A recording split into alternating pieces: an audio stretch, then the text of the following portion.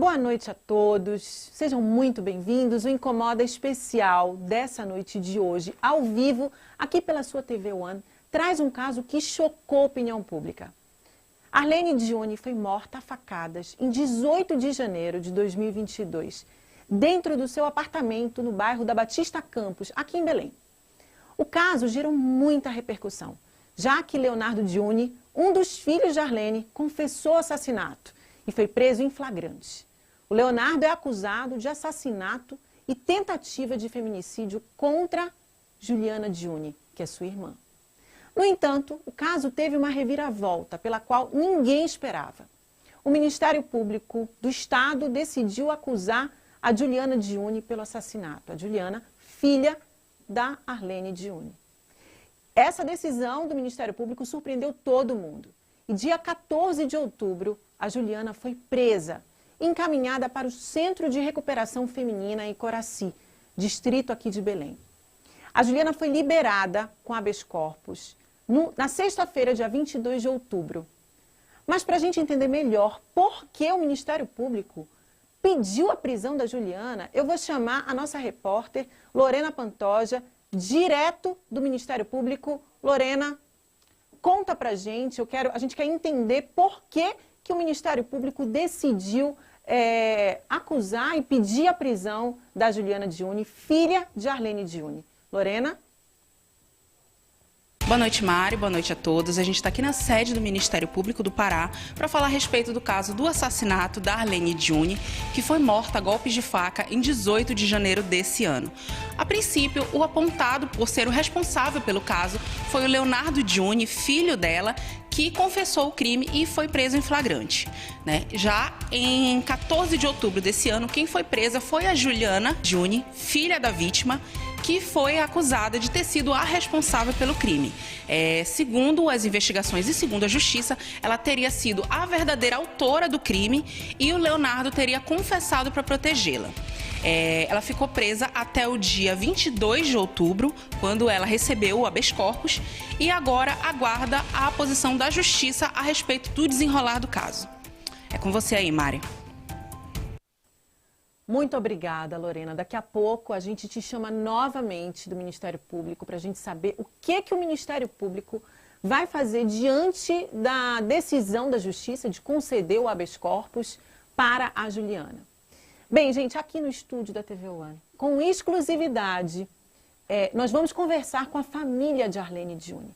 Eu estou aqui no estúdio com a Lorena Dione, que é filha da vítima, e com a Ângela Dione, que é irmã da vítima, né? Bem, meninas, agradeço a vocês por terem topado. Eu sei que vocês não falaram ainda com veículos de comunicação. É importante a gente colocar aqui o porquê dessa entrevista, né? A gente recebeu, através do BT, né, do BT+, que é a nossa multiplataforma, alguns comentários de familiares e de amigos da Juliana, dizendo que a imprensa estava sendo imparcial e ouvindo só um dos lados. Então, nós decidimos abrir esse espaço aqui para vocês, para que vocês possam conversar conosco e explicar o que de fato aconteceu, qual é a visão da família sobre o que aconteceu naquele dia. Então, mais uma vez, eu agradeço. A gente sabe que é um assunto muito delicado, mas a gente espera levar esse esclarecimento aqui para o público. Agradeço você que está acompanhando a gente. Lembra que você vai acompanhar aqui pela TV One, mas você acompanha a cobertura em tempo real pelas multiplataformas do BT e depois essa entrevista completa vai ficar disponível também no nosso portal e em todas as multiplataformas do BT+. Gente, eu quero começar entendendo o que aconteceu naquele dia. O que aconteceu no dia 18 de janeiro de 2022?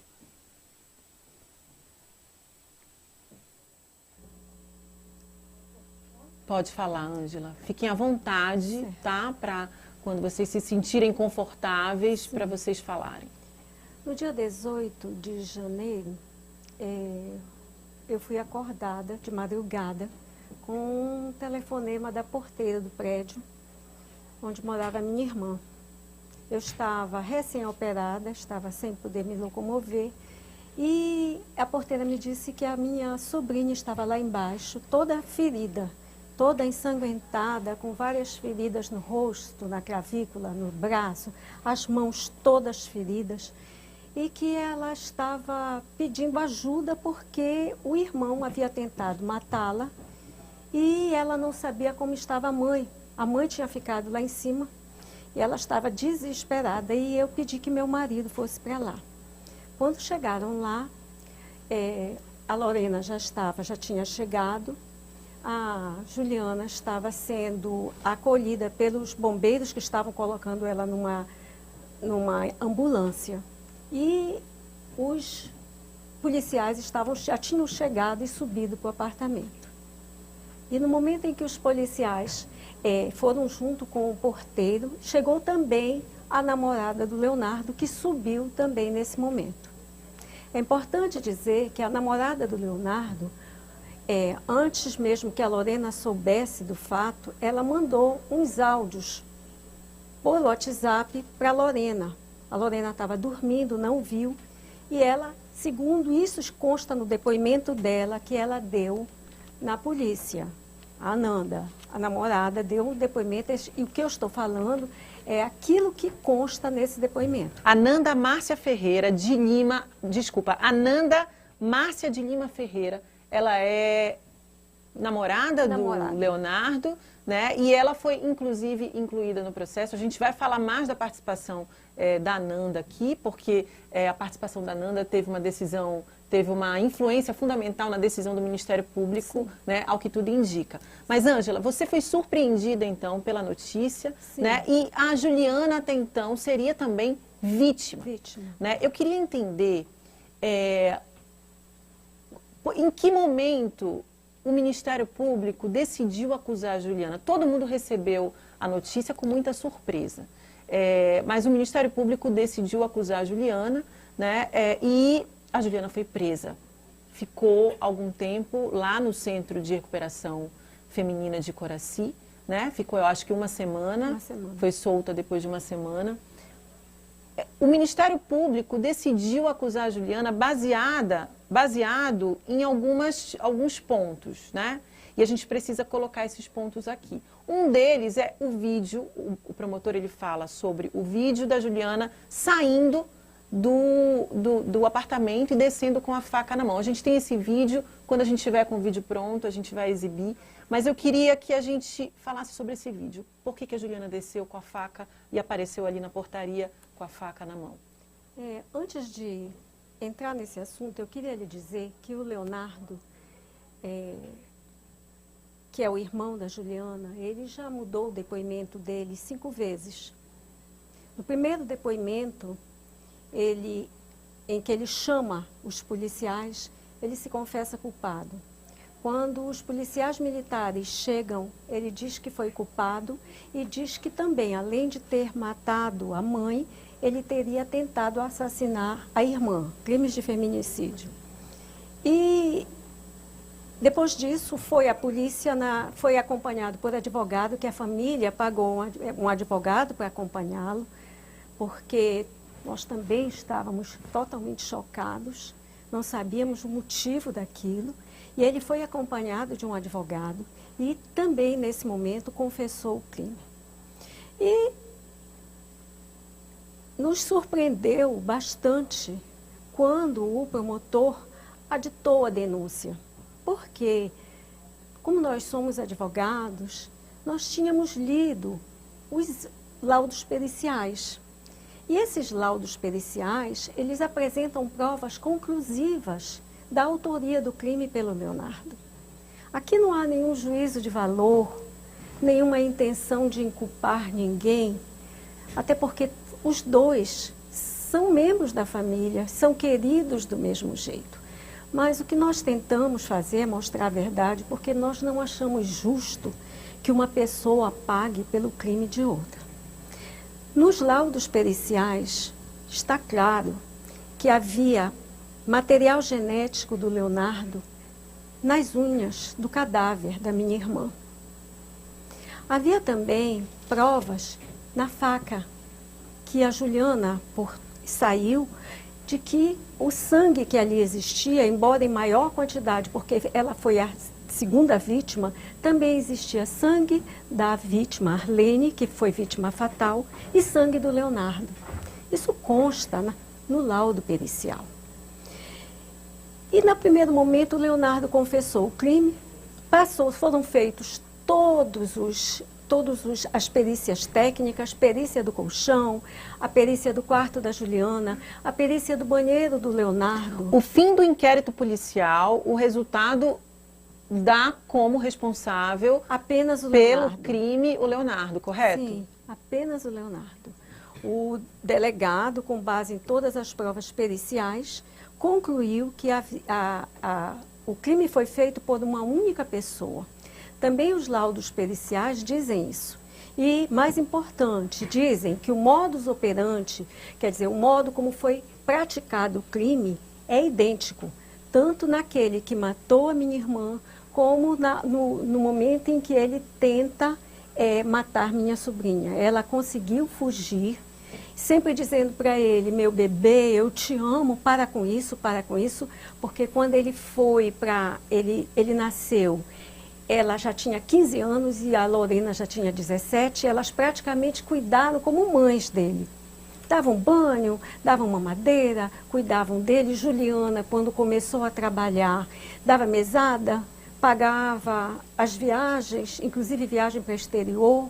Ele tinha, sim, uma proteção delas. Então, nós não entendemos quando ele... Bem, no momento em que... Eu me perdi um bocadinho, me desculpe.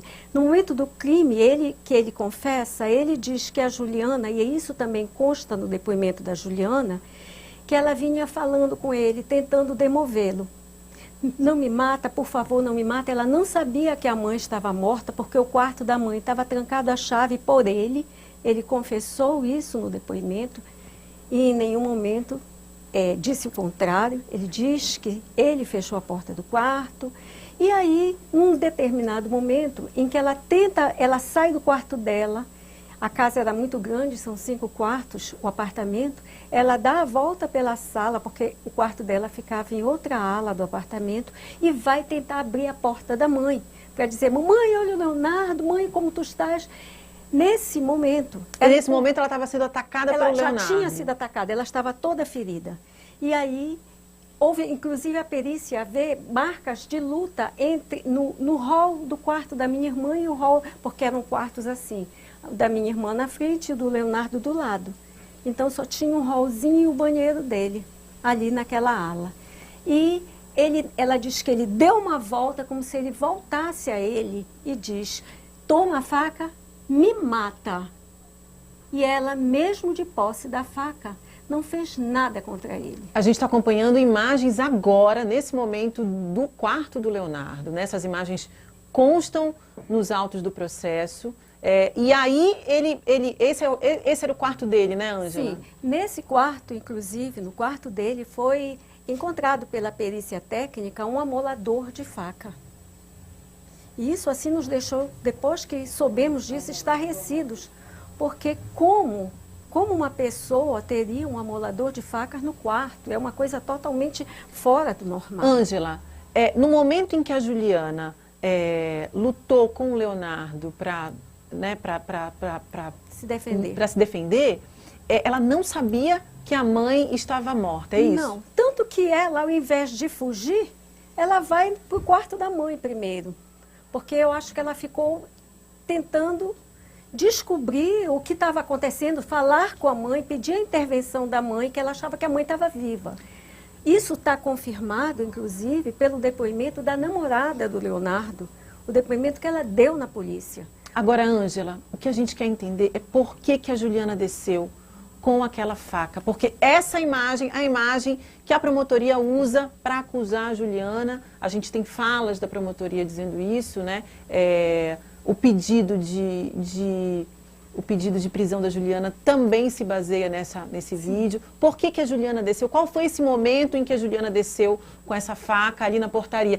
As imagens estão no ar, gente. Ela desceu porque nesse momento em que ela estava lutando, tentando entrar no quarto da mãe, que o Leonardo havia trancado a chave, e ela não sabia que tinha sido ele, ela pede para ele: meu bebê, para com isso, porque ele voltava. Aí ele entrega a faca para ela e diz: me mata, me mata. Olha, ela estava em choque. Ela estava completamente em choque. Ela acordou com ele em cima dela, tentando matá-la. Ela se defendeu com as mãos e as mãos ficaram todas feridas, entendeu? Ela pegou a faca e desceu. E quando viu que a mãe, que não conseguia acordar a mãe, porque ela achava que a mãe estava dormindo de porta trancada, ela sai correndo e vai pelas escadas, descendo com a faca. Ela sequer se deu conta de que estava com a faca. Então, houve um momento em que ele entregou essa faca para Juliana e disse, me mata. E pediu que ela matasse. E ela, mesmo tendo sido vítima de uma tentativa de feminicídio, uma tentativa de assassinato, ela não fez nenhum ferimento nele.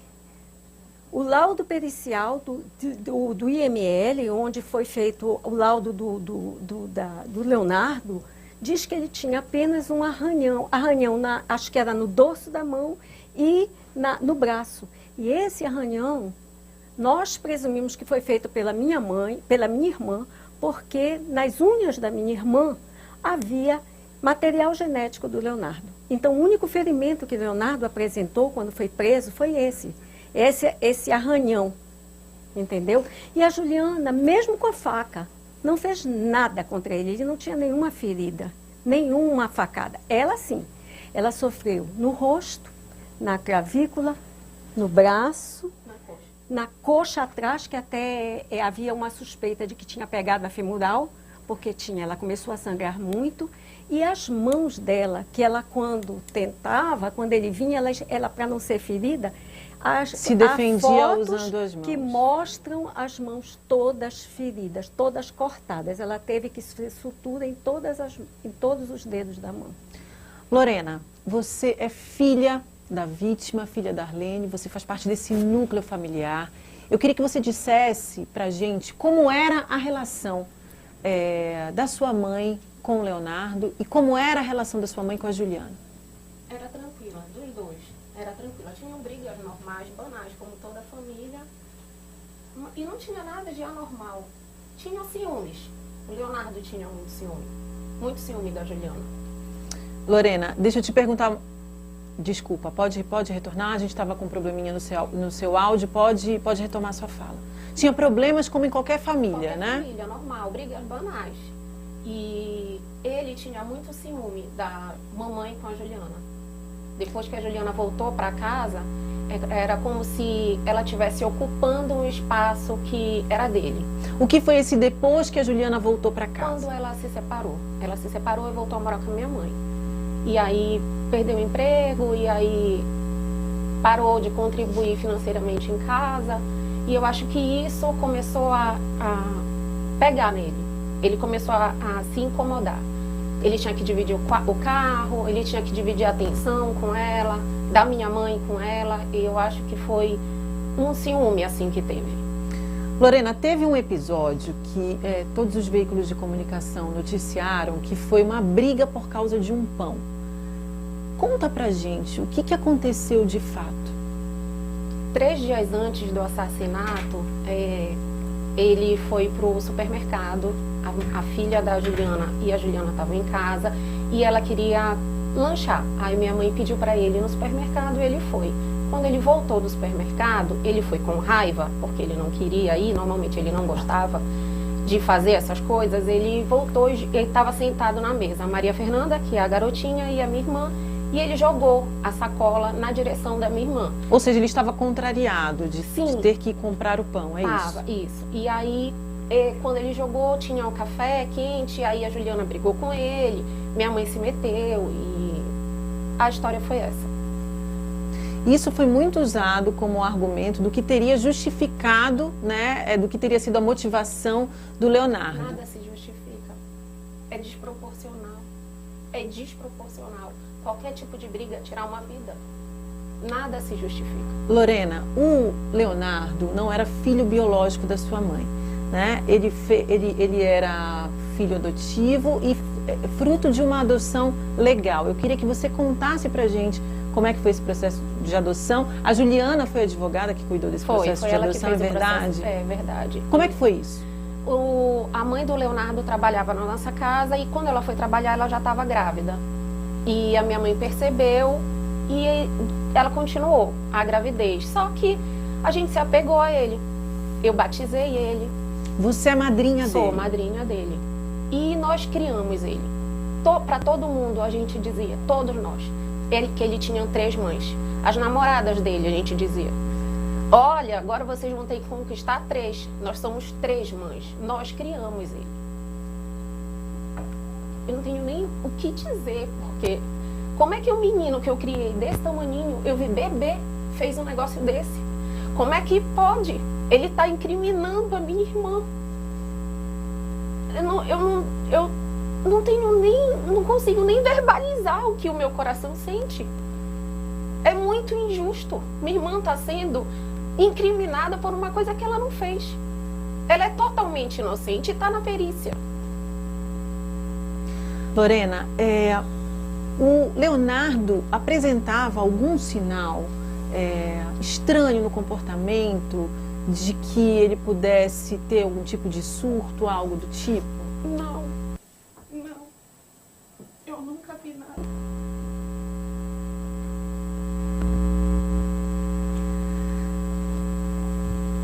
Gente, é um assunto delicado, a gente precisa entender o quanto é um assunto delicado. A gente está falando de um crime que aconteceu numa família, que chocou a todos nós, e a gente minha mãe não entende ensinou a gente assim. Ela criou nós 3. Ela não ensinou a gente fazer isso. Nós fomos ensinados a arcar com o que a gente faz. Eu desconheço o Leonardo. Ele não é mais aquele meu menino. Não é mais. Ele se transformou. Lorena, tu achas que o Leonardo tinha ciúme da relação da tua mãe com a Juliana? Tinha. Infelizmente tinha. E como era a relação da tua mãe com ele? Era ótima. A minha mãe era uma mãe ótima. Ela defendia um pro outro. Sabe quando 2 irmãos brigam e tu apazigua com um e vai pro outro e apazigua pro outro? Essa era a minha mãe. Ela ficava no meio da briga de 2 irmãos. Coitada.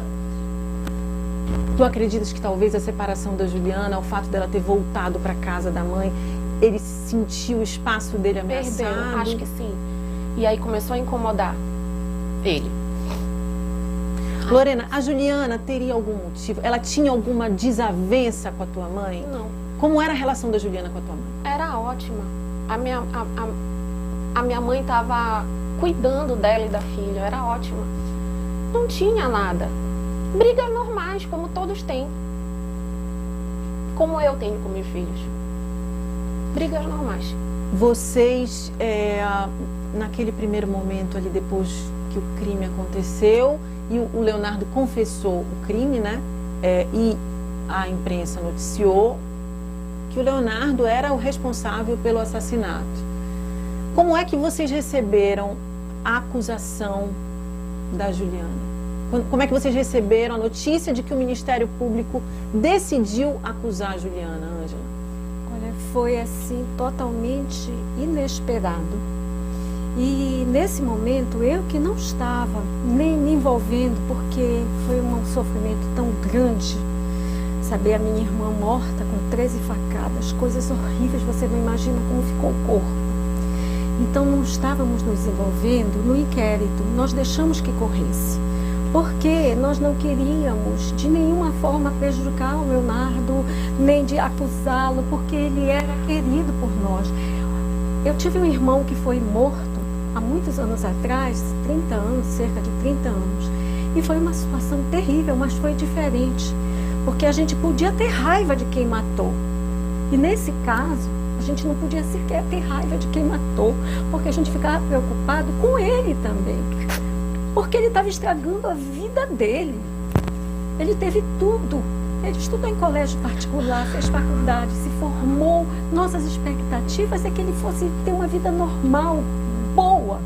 E de repente nós vimos ele estragando a própria vida. E aquilo nos deixou muito mal também. Então nós não estávamos nos envolvendo. Mas quando houve isso, eu senti a necessidade, nós somos advogados, eu senti a necessidade de verificar as provas e olhar o aditamento da denúncia e cotejar com os laudos periciais. Isso nos deixou muito incomodados, porque na denúncia são ditas coisas que não estão nos autos, não estão nos laudos, entendeu? Que contrariam o depoimento da própria namorada.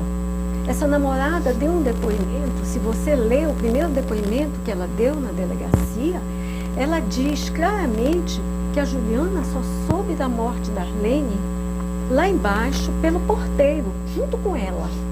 Que nesse momento o porteiro desce e diz que a minha irmã estava morta.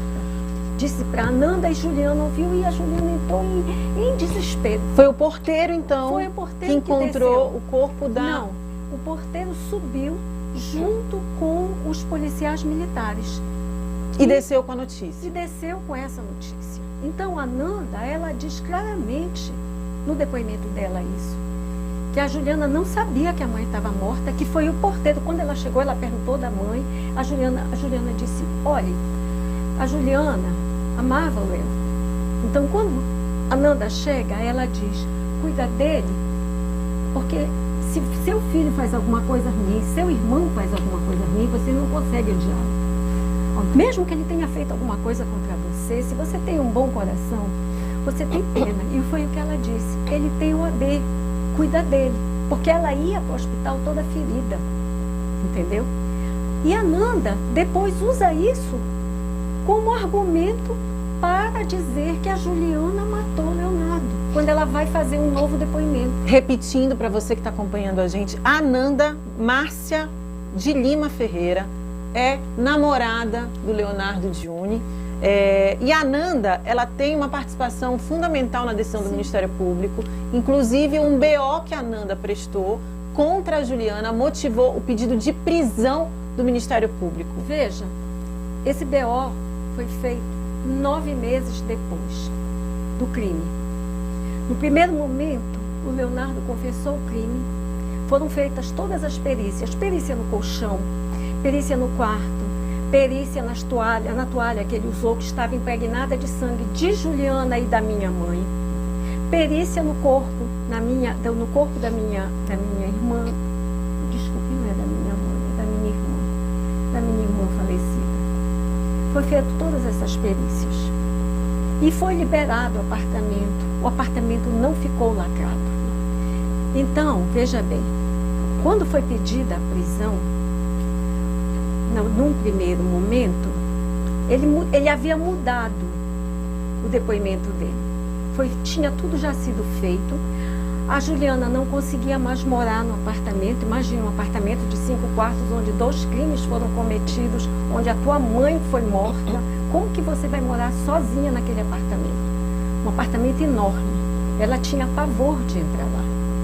E ela pediu a mim, porque ela estava desempregada. Quem dava para ela tudo era a minha irmã, entendeu? A minha irmã que estava sustentando. Ela me pediu ajuda e pediu ajuda para a Lorena, para que nós alugássemos um apartamento bem pequenininho para ela poder ficar, porque ela não conseguia dormir mais ali. Foi nesse momento que ela mexeu nas coisas do apartamento? Para tirar as roupas dela e as roupas da filha. Só que quando ela fez isso, o apartamento já tinha sido periciado. O colchão já tinha sido periciado, e você pode ver isso, e não estava lacrado. Não estava lacrado o apartamento. Mas o Ministério Público usa isso para dizer que ela está destruindo provas. O Ministério Público usa o fato da Juliana ter mexido na cena do crime, mas depois de quanto tempo, Ângela? Olha, pior, deixa eu lhe confessar, fui eu e Lorena que dissemos para ela tirar o colchão. O colchão estava todo ensanguentado, cheio de larvas, fedendo muito. A Lorena já tinha ido fazer uma limpeza lá, queria tirar o colchão e a Juliana pediu, por favor, que não tirasse, porque ela queria fazer uma cerimônia, chamar um padre, mandar benzer, porque viu que a mãe tinha morrido ali. E a Lorena e eu estava sem condições, porque estava recém-operada. E a Lorena estava muito cansada e disse, tia, peça para ela, por favor, tirar o colchão. Eu te perguntei, o delegado liberou? Já foi feita a perícia? Já, o delegado liberou. Então, vamos fazer a limpeza para tentar alugar o apartamento.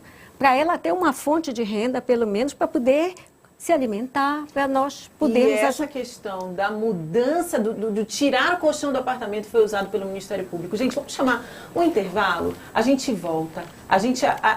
Ainda hoje a gente volta com a Lorena do Ministério Público, trazendo informações, o que é que o Ministério Público vai fazer agora, né, diante do habeas corpus que a Justiça concedeu a Juliana. E a gente também volta com provas inéditas sobre esse processo, como, por exemplo, áudios. A gente tem arquivos de áudios que o Leonardo passou depois de ter cometido o crime. A gente vai subir esses arquivos aqui para vocês. E esses áudios são inéditos, nenhum veículo ainda deu. A gente vai para um rápido intervalo e já voltamos. Já estamos de volta aqui do estúdio da TV One. Lembrando que você acompanha tudo em tempo real nas multiplataformas do BT. Instagram, Facebook, Twitter, a gente está mostrando todos os detalhes do que está acontecendo aqui no estúdio, nas nossas multiplataformas. Gente, eu vou chamar novamente a Lorena Pantoja, que está no Ministério Público do Estado e tem informações sobre o que é que o Ministério Público vai fazer agora diante do habeas corpus que a Justiça concedeu para a Juliana Giuni. Lorena, o que o Ministério Público... Por meio de nota, o Ministério Público do Pará e o promotor responsável pelo caso, Franklin Lobato, afirmou que ele só vai se pronunciar com a entrada do recurso. E então ele vai se pronunciar e dar entrevistas sobre o caso. É com você aí no estúdio. Boa noite a todos. Obrigada, Lorena. Lembrando que você que está acompanhando a gente aí de casa ou nas multiplataformas do BT e quer fazer perguntas, quer mandar o seu comentário, você pode, anota aí o nosso zap, 991580101. A gente está aqui, a nossa produção está esperando a sua participação. Você é convidado para participar desse programa conosco. Hoje a gente está falando de um assunto delicadíssimo. Eu estou aqui com a Arlene Giuni, com a Lorena Giuni, com Ângela Giuni e com a Lorena Giuni, irmã e filha da vítima, da Arlene, que foi assassinada no dia 18 de janeiro de 2022. Antes do intervalo, a gente estava conversando aqui sobre os fatos que levaram o Ministério Público a oferecerem denúncia contra a Juliana. O pedido de prisão ele foi motivado pela retirada do colchão do apartamento, né? O Ministério Público entendeu que a Juliana estava alterando as provas do crime, mexendo nas evidências do crime. E um outro fato muito importante também é a participação da Ananda Márcia de Lima Ferreira. A Ananda fez um BO contra a Juliana, alegando que a Juliana estava intimidando a Ananda. A Ananda é namorada do Leonardo. Eu queria que vocês me explicassem em que momento a Ananda entra nessa história e o que aconteceu entre ela e a Juliana. Pode falar, Lorena. Pode falar no microfone. No decorrer do processo, o Leonardo mudou, eu acho que 5 vezes a versão dele. Numa dessas mudadas, ele diz para ela, lá numa visita na cadeia, eu acho que em agosto, alguns meses depois, que ela estava ameaçando a Ananda e a filha dela de 3 anos. E diante disso, ela fez um BO. E por conta desse BO mentiroso, porque isso não aconteceu, o Ministério Público pediu a prisão da Juliana. Pode falar, Ângela. É importante ressaltar que o boletim de ocorrência é um documento meramente declaratório. Eu posso fazer um boletim de ocorrência dizendo que você me intimidou, eu posso fazer um boletim de ocorrência dizendo o que eu quiser. Agora eu tenho que provar isso, para que o acusado possa realmente responder um processo. Nesse boletim de ocorrência, a Ananda não juntou nenhuma prova, nada, que comprovasse que a Juliana estaria ameaçando ela como ela diz no BO. Ela diz apenas que o Leonardo disse para ela que naquele dia, 18 de janeiro, a Juliana teria ameaçado a Ananda e a filha. E é uma coisa muito engraçada, porque se eu te digo que eu vou matar teu pai, e digo que você tem que assumir um crime por mim e saio correndo e lhe deixo sozinho para receber a polícia, você não iria querer que eu fosse presa? Ou você me deixaria em liberdade? 9 meses. E 9 meses depois, você diria para o seu pai, olhe, essa senhora tentou, disse que ia lhe matar. 9 meses depois. Então, 9 meses depois, a versão foi modificada. Por que vocês acham que a defesa está mudando e mexendo tanto nessas versões, assim, contando várias versões do fato? A defesa, na verdade, não mudou nada. A defesa só fez uma peça até hoje, onde a defesa do Leonardo, diz que não vai entrar ainda no mérito e se reserva para razões finais. Isso são mudanças que são feitas pelo Leonardo, que diz que quer prestar novo depoimento e aí é levado à polícia e presta outro depoimento. Depois ele muda, acho que talvez essa versão não seja tão coerente, vai e diz outra versão, já são 5 versões. A verdade é uma só. Quem fala a verdade não muda versões. A Juliana, se você ler o primeiro depoimento e o depoimento que ela deu agora ao ser presa, você verifica que é exatamente o mesmo. Ângela, a gente precisa saber se o Ministério Público ouviu vocês, mas a gente vai chamar agora um intervalo eleitoral obrigatório e a gente volta já, fiquem aí, a gente volta com provas inéditas desse caso, com provas que nunca foram veiculadas antes, então fique aí, é rapidinho.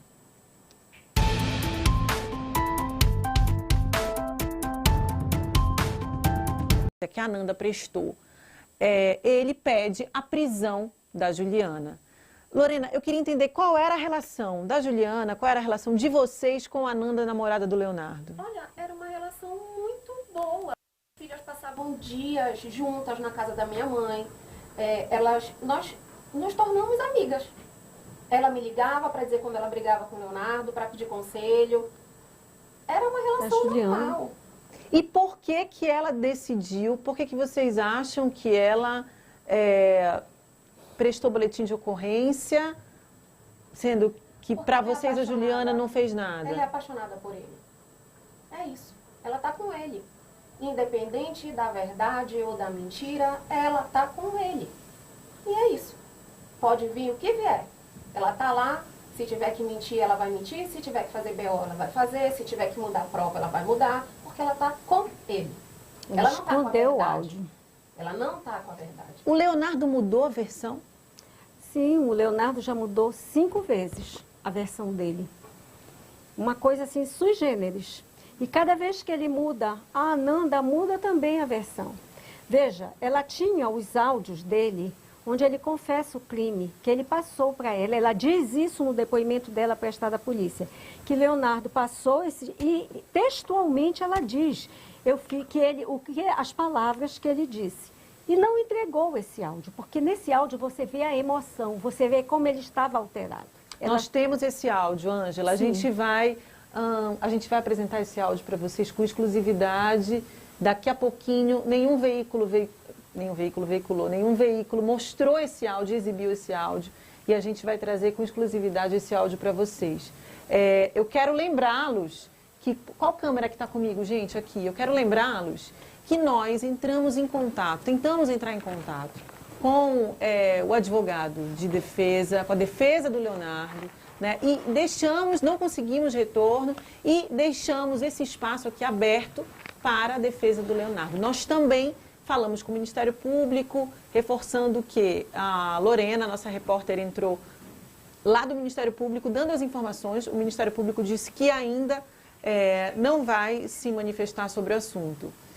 E a gente está aqui com a família, né, que está dando a sua versão pela primeira vez, e nós vamos trazer para vocês esses áudios, né? E esses áudios teriam sido passados para vocês pela Nanda, Lorena, é isso? No dia do crime, por volta de umas 5h20 da manhã, ela me ligou e eu não atendi.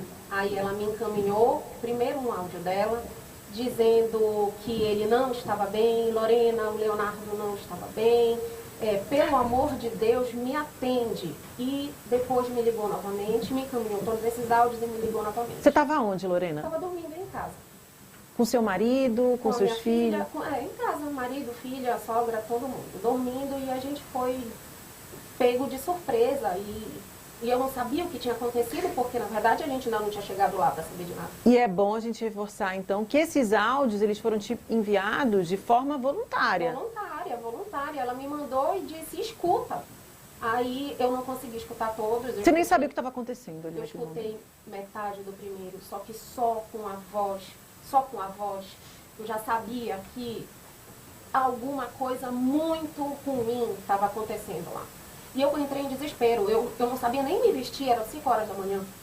E saí correndo com meu marido, deixei meus filhos, fui para casa da mamãe. Quando eu cheguei lá, eu soube de tudo e depois eu escutei os áudios, e são terríveis. Lorena, por que o Ministério Público não levou em conta esse áudio? Esse áudio consta nos autos do processo? Pode falar, Ângela. Eles não foram entregues pela Nanda, nem para o delegado, nem para o Ministério Público. Ela foi ouvida antes do aditamento da denúncia pelo Ministério Público. Os áudios, inclusive, estão na internet. E uma coisa muito estranha, ela foi ouvida, ela e a mãe natural ao mesmo tempo. Uma coisa que processualmente é completamente errada. Você não pode ouvir duas testemunhas porque uma vai saber o que a outra falou. Então, não tem contradição no depoimento. Esses depoimentos são nulos. Bem, ela foi ouvida pelo Ministério Público e ela induziu o Ministério Público a erro. Porque além dela não apresentar para ele esses áudios, eles ainda não tinham sido juntados no processo até esse momento, ela diz que ela achava que tinha sido a Juliana que cometeu o crime, porque o Leonardo já tinha mudado a versão. Então o Leonardo mudou a versão, ela mudou a versão e induziu o Ministério Público a erro. Depois de quanto tempo o Leonardo mudou a versão? É Olha, importante que a gente coloque isso aqui, gente. Eu não tenho assim como lhe precisar. Eu acho que foi em março ele mudou a versão e depois disso ele vem mudando e a última versão foi agora em setembro. A primeira vez que ele mudou a versão dele foi quando nós tiramos o advogado particular. Aí ele mudou a primeira versão. Por que vocês retiraram o advogado particular, Lorena? Porque ele já tinha mudado o depoimento dele lá. Eu acho que foi isso. Não foi. E nós A também. gente também não tinha como arcar o valor do advogado, não tinha. Mas a gente entrou em contato com o Ministério Público, conversamos e fomos lá Ministério Público. o Defensoria Pública para pegar o caso dele. A gente não largou ele, a gente só não tinha como custear isso. Porque nós tínhamos que custear também a Juliana, que ficou sem nenhum recurso. Desde alimentação, luz, água, telefone, a Juliana não tinha dinheiro para absolutamente nada.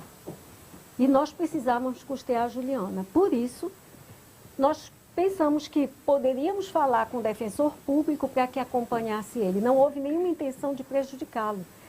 Só que aí ele começou a mudar as versões seguidamente e quando ele muda a versão, a Nanda muda. E ela não entregou os áudios para o Ministério Público. Esses áudios foram juntados depois pela defesa da Juliana.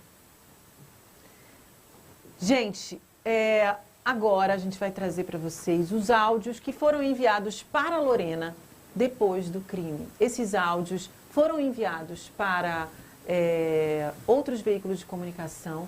Nós escolhemos divulgar esses áudios porque eles não foram conseguidos de forma ilegal, eles foram enviados para a Lorena, filha da vítima, e você vai ouvir pela primeira vez os áudios que o Leonardo enviou para a Nanda Ferreira, sua namorada, depois do crime. Desculpa não ser aquilo que você sempre pensou. Isso não tem nada a ver com você. Eu sempre te amei, o problema sempre fui eu. Eu não te mereço. A verdade é que tu nunca teve ideia da minha realidade. Eu acho que no fundo eu sempre pensei de ajuda. E agora eu surtei. Tu não merecia isso. Tu realmente merecia uma pessoa muito melhor. Que te cuide. Eu sempre te amei e sempre Ana Luz. Amei Ana Luz. Essa é a minha maior verdade. E tu vai me esquecer, porque eu acho que esse momento já deve saber o que aconteceu. E tem todo o direito de tentar seguir tua vida. Nada foi culpa tua. Eu espero que tu tenha força para seguir em frente. Não vem. Se tu me ama de verdade, tu não vem. Tu vai ficar só com as lembranças boas na minha cabeça. Eu vou ser preso, Nanda. Ou eu vou morrer. Eu fiz uma merda imperdoável. Por favor, fica aí. Por favor. Para todos os efeitos, a senha do meu celular é 3204. Eu surtei. É a vida que eu te falei, não era a vida que eu tinha. Eu precisei de ajuda, sim, precisei. Eu te amo. Desculpa por tudo, nada tem a ver contigo. Por favor, adeus. Gente, logo após cometer o crime, o Leonardo enviou esses áudios que você ouviu agora para a Lorena, que está aqui no estúdio com a gente. Para a Nanda. Desculpa, para a Nanda, né? Para a Nanda. E a Nanda enviou os áudios para a Lorena, que está aqui no estúdio com a gente. Gente, nós pedimos uma análise do Dr. Fabiano de Abreu Agrela, que é PhD em neurociência, mestre em psicologia e pós-graduado em neuropsicologia. Ele ouviu o áudio do Leonardo e comentou esse áudio. A gente vai ouvir o que é que o doutor acha desse áudio. A princípio, levando em consideração o áudio, e se for constatado que foi ele quem cometeu o crime, e baseando na observação sobre o áudio, o que indica que realmente é um surto. Ele afirma que vive uma vida que não é real, ele conta uma realidade ficcional. O surto tem relação com alterações na estrutura cerebral. Um problema psiquiátrico, neurológico, com uma estrutura mental psicótica. Pode ser um surto emocional ou herança genética, um marcador genético para um transtorno psiquiátrico de uma estrutura mental psicótica.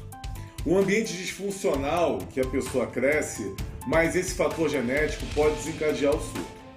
Os surtos são atitudes incoerentes, podem trazer arrependimentos ou não, a depender da condição mental. Um exame de neuroimagem poderia revelar as condições do cérebro dele, para um diagnóstico mais eficaz. Em todo caso, é um surto psicótico, que pode ser emocional ou de uma estrutura mental psicótica. Bem, a gente ouviu aí a análise de um neurocientista, ele avaliou, ouviu os áudios, né? E ele pontua aí que o áudio tem características de um surto psicótico. Vocês tinham algum sinal do Leonardo que pudesse encaminhar vocês para esse tipo de avaliação? Reações mais destemperadas ou mais agressivas no dia a dia? Não. Nunca vi ele dessa forma. Dessa forma aqui que você ouviu o áudio, você nunca tinha ouvido ele falar? Não. O que nós achávamos, assim, que ela é irmã e viviam no mesmo núcleo. Eu, como tia, vivia no núcleo da minha família, embora nós tivéssemos muito contato, porque a minha irmã era minha melhor amiga. A gente era muito ligada, muito. O que a gente notava é que ele, desde criança, ele era muito retraído. Uma criança muito retraída, e às vezes a gente queria abraçar, queria beijar, e ele empurrava, e a minha irmã dizia, deixa ele é assim, ele já sofreu tanto, porque é lógico que ele sentiu quando a mãe entregou ele para minha irmã, e a mãe dele tinha um outro filho que vivia com ela. Isso talvez também perturbasse a cabecinha dele. Ela era, quando vocês falam dela, me parecia uma pessoa muito afetuosa. Arlene, muito, sim, a minha mãe. Muito A carinhosa. minha irmã, olha, eu estou trocando até as bolas, de tanta, assim, tanta emoção. Eu vou lhe dizer, a minha irmã, ela era uma pessoa que ela era uma leoa pelos filhos. Ela levou, quando ficou com eles sozinhos, ela lutava muito, trabalhava muito e era totalmente dedicada. Ela se separou muito nova, nunca casou novamente, porque nunca quis ninguém interferindo na relação dela com os filhos. Ela era extremamente amorosa e com ele ela era mais ainda, porque ele era criancinha, as meninas, a Lorena tinha 17 anos quando ele nasceu e a Juliana 15. Entendeu? Então, ele era o bebê da casa. Ele era o bebê da casa. Mas ele era muito introvertido e teve algumas situações que eu não vou contar aqui, porque vai estar no processo, que ela se decepcionou com ele. Ele vinha decepcionando em algumas coisas. Mas mesmo assim, ela amava muito. Ela não admitia que ninguém falasse mal. A Juliana também. Ela era apaixonada por ele. Você acredita que a família da paterna deles, das duas, fez uma árvore genealógica com os retratos de todos da família e não colocaram a do Leonardo. E a Juliana retirou a foto dela e se retirou da reunião. E disse que se o irmão dela não constasse da árvore genealógica da família, ela também não constaria. Entendeu? Para você ver o nível de afetuosidade que existia delas com ele. E ele, nós não sentíamos nada assim, que levasse a crer que ele fosse praticar uma conduta dessa. Entendeu? Mas a gente sentia que ele era muito fechado. Isso ele era, muito fechadinho. Lorena, você falou com ele depois do crime? Eu não tive coragem. Ele me decepcionou demais. Eu não consigo. Como eu disse antes, aquele menino que eu criei junto com a minha mãe, ele não existe mais.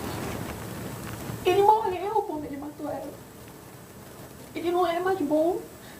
Eu não consigo chegar nele. Eu tenho medo dele. Se você pudesse falar com ele agora, o que você diria? Para ele se arrepender e para ele assumir o que ele está fazendo, que foi uma coisa brutal. Ele matou a nossa mãe. E pior, ele não está querendo assumir a própria culpa. Ele está se eximindo da culpa e colocando na Juliana uma coisa que ela não fez e que está provado na perícia. É só ler a perícia. Ela é conclusiva. E eu só estou com a Juliana por causa disso, porque no final são meus dois irmãos. Eu no meio. Eu sou a maior interessada de saber que matou a minha mãe. É a minha mãe. E eu acredito nela por isso. Acredito na Juliana pela perícia. Basta ler. O que estão fazendo com a minha irmã é um lixamento público. A minha irmã é uma mulher digna. Digna, honesta, bem criada. Vocês se queixam da repercussão de como é que a mídia retrata a Juliana. A gente está se encaminhando para o finalzinho da nossa entrevista, Ângela, mas é importante a gente colocar aqui que o caso ele não foi julgado ainda. Sim. Né? O caso está em investigação, em processo de investigação. E você trouxe aí uma matéria, eu queria que você lesse para a gente, por favor, aqui você viu num outro estado, num blog. Olha, como vinha para cá, eu resolvi imprimir o que eu achei de notícias sobre esse caso. Você pode falar para aquela câmera ali, Ângela? Posso. Todas as notícias, elas tratam a Juliana como acusada de matar a própria mãe. Em todas as notícias, mesmo naquelas em que nós nos pronunciamos, dizendo que, no nosso entender, ela é inocente, porque as perícias a inocentam, não nós. As perícias a inocentam. Mesmo nessas notícias, irmã de advogada é a autora da morte da mãe, diz o Ministério Público. MP comprova que a advogada investigada por matar a mãe estava com a arma do crime. E são assim, olha, é isto aqui de notícia. Em todas elas, ela é acusada, sem ter sido julgada. Isso é um linchamento virtual. Nós só queremos justiça. Nós só queremos que ela tenha um julgamento justo, que as provas dos autos sejam analisadas e que ela não seja penalizada antes de ser condenada. Ela ainda não foi sequer pronunciada pelo juízo. Ele apenas recebeu o aditamento da denúncia, mas nem se manifestou sobre a matéria que foi arguída pelo advogado de defesa. Então, está havendo precocemente uma condenação. Isso vai estar repercutindo na Juliana, na saúde dela, na dignidade dela como ser humano, na filha dela, em tudo. A Juliana está sendo tratada como um monstro, até na prisão, quando fui visitá-la. As pessoas que os guardiões entendiam que ela era a matricida. Isso é muito triste, isso é muito ruim. Daqui a 20 anos, quando a filha dela estiver grande, alguém vai mostrar uma notícia dessas. Mesmo que ela seja inocentada, isso está lá. Isso nunca apaga. Ângela, a gente queria agradecer vocês, agradecer profundamente que vocês tenham vindo aqui no momento, né, no momento de um acontecimento familiar trágico. Bem, a gente quer dizer para você que está acompanhando a gente aí, que o nosso papel de ouvir as partes é fundamental, e foi isso que a gente veio fazer aqui hoje. Ouvir o lado da família, né? É importante que você que acompanha notícias, né, na imprensa, que você entenda que existem julgamentos, tá? E a pessoa só é condenada depois que o julgamento acontece. Não é o caso do que está acontecendo aqui. Então, mais uma vez, a gente reitera que este caso ainda está em processo, em andamento. Então, a gente precisa tomar muito cuidado com esse tipo de condenação precoce. E também é importante a gente colocar que a gente procurou todas as partes envolvidas nesse processo, tá? Ministério Público, advogado de defesa, e reiteramos que esse espaço continua aberto para todas as partes que quiserem se pronunciar, que quiserem falar. A gente agradece você que ficou aqui com a gente espera que a gente tenha esclarecido um pouco mais sobre esse caso que gerou muita repercussão, né, e muita comoção social, que chocou a todos nós. E também a gente torce para que este caso seja em breve esclarecido. Mais uma vez, Lorena, Ângela, muito obrigada.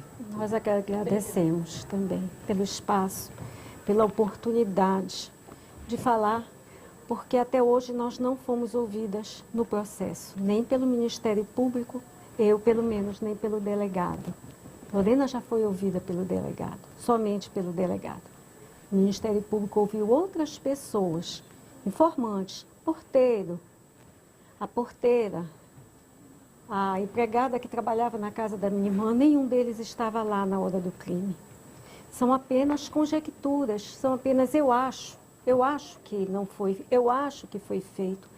Mas, na verdade, a única pessoa que pode dizer o que realmente ocorreu, além do delegado, que teve acesso a todas as provas, são as perícias. E é isso que nós queremos que as pessoas entendam. É preciso que sejam lidas as perícias de forma completa. Uma perícia muito importante é a do SUAB, que diz que há material genético do Leonardo nas unhas do cadáver. E também que há material genético na faca que ele entregou para a Juliana. Há material genético dele também. Ângela. Na bermuda dele, há material genético da Juliana e da minha mãe, da minha irmã. Como é que haveria material genético da Arlene na bermuda dele se ele não tivesse?